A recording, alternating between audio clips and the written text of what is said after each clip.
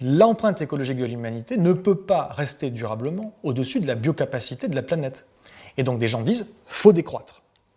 On va décroître, on va passer sous la courbe, et puis on va se stabiliser autour d'une position d'équilibre qui fait qu'on va stabiliser le système. C'est donc, je disais, un troisième univers d'imaginaire de l'avenir, qui en fait a surtout deux variantes principales. La première variante, c'est les décroissants. Les décroissants qui ont compris que de toute façon il fallait calmer un petit peu notre niveau de vie, qui disent qu'effectivement on peut faire ça. Soit on est encore dans des imaginaires un petit peu illimitistes quelque part ou soutenabilistes.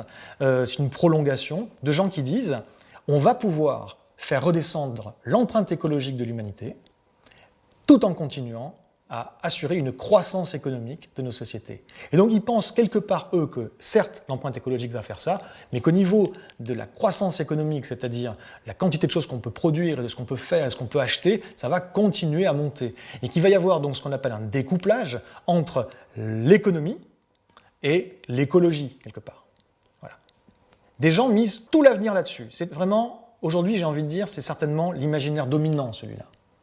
C'est l'imaginaire dominant de la plupart des écologistes, encore aujourd'hui, mais surtout aussi de toutes les startups, j'ai envie de dire, les startups qui font du green tech, high tech. Voilà. Tous ces gens-là pensent qu'on va pouvoir continuer, grâce à l'innovation, à croître économiquement, mais qu'on va soulager l'environnement. C'est faux. Empiriquement, il n'y a jamais eu ce découplage. Ce découplage ne s'est jamais produit, et je vais même vous dire pire, on part dans la mauvaise direction. C'est-à-dire qu'en réalité, il y a presque un recouplage.